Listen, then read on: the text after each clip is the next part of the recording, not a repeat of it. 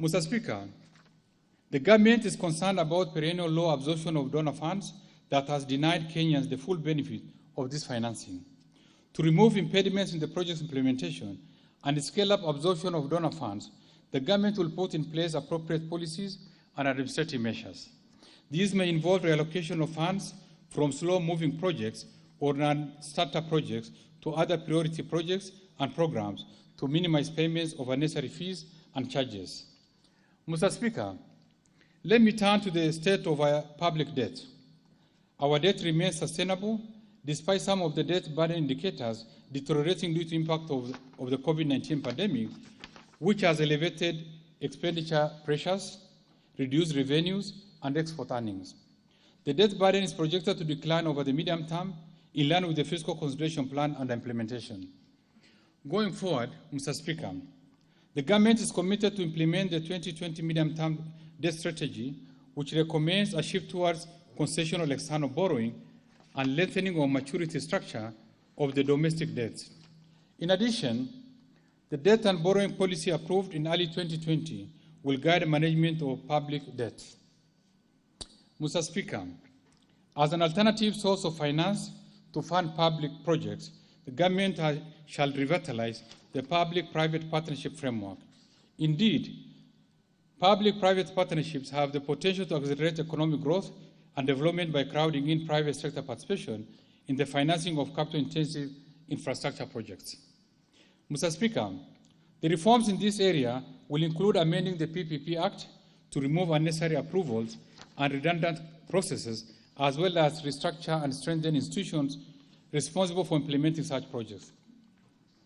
The government will also streamline and standardize the appropriate credit enhancement tool, including the government letter of support, partial risk guarantees, and indemnity guarantees, as well as viability gap funding where necessary, to enhance bankability of projects. Mr. Speaker, the government, through these arrangements, targets to mobilize approximately $200 billion in the financial 2020-21 by concluding the financing of several projects that are currently at advanced stage of negotiation. These projects are drawn from, among others, the transport, energy, health, housing, and manufacturing sectors of the economy. Mr. Speaker, let me turn to the highlights of the government spending priorities in the coming financial year.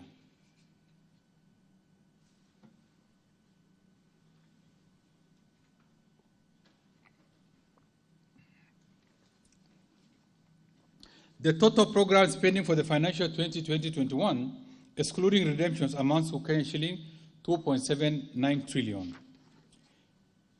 Mr. Speaker, the budget for financial 2020-21 will continue the implementation of the Big Four agenda. Thus, the targeted expenditures prioritize employment creation, youth empowerment, supporting manufacturing activities, enhancing health coverage, improving food security, and living conditions through affordable housing. To support these initiatives, I have set aside shilling 128.3 billion for the Big Four agenda drivers and enablers. Mr. Speaker, the government continues to prioritize healthcare by scaling up universal health coverage to all the counties. To improve health outcomes, I have proposed an allocation of shilling 111.7 billion to the health sector in this budget. Out of this, shilling 50.3 billion is for activities and programs for the attainment of universal health coverage by the drivers and enablers. Mr. Speaker, the budget for the health sector includes shilling 19.2 billion to address and lower cases of HIV, malaria, and tuberculosis in the country.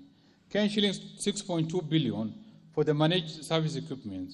Shilling 5.3 billion to transform the healthcare systems for universal health coverage. Shilling 4.1 billion to cater for free maternity health care. And shilling 1.8 billion to provide medical cover for the elderly and severely disabled in our society.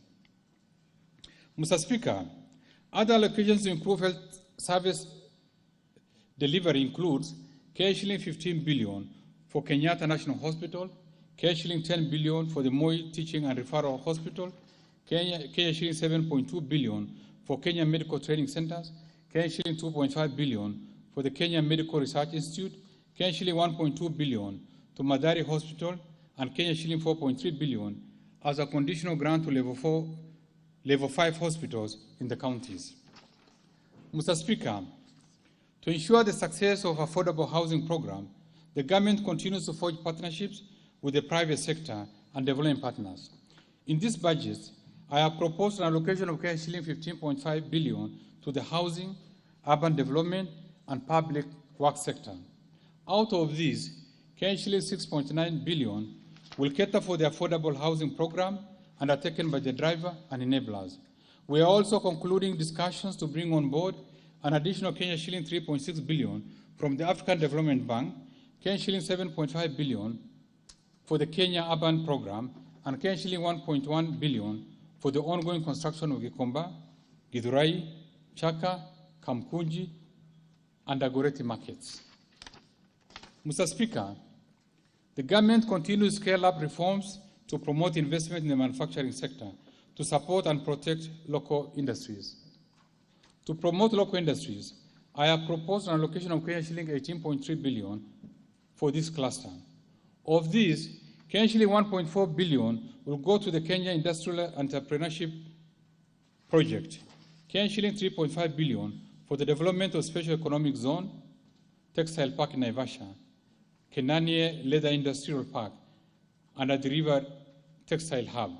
In addition, Mr. Speaker, I have set aside shilling 843 million to support modernization of Rivertex, shilling 800 million for the development of various micro, small, and medium enterprises in Kenya, shilling 715 million for the Kenya Youth Empowerment and Opportunities Project, shilling 500 million to support the dairy processing, and shilling 3 billion for the Ongokundu Special Economic Zone. Mr. Speaker, the government remains committed to reducing the number of food insecure Kenyans. Towards this end, the government will continue to expand irrigation schemes, support large-scale production of staples, increase access to agricultural inputs, implement programs to support smallholder farmers, and promote the use of appropriate farming techniques. Mr. Speaker, to support these initiatives, I have set aside shilling 52.8 billion for food and nutritional security. Out of this, shilling 10.6 billion has been proposed for the Kenya Climate Smart Agriculture Project,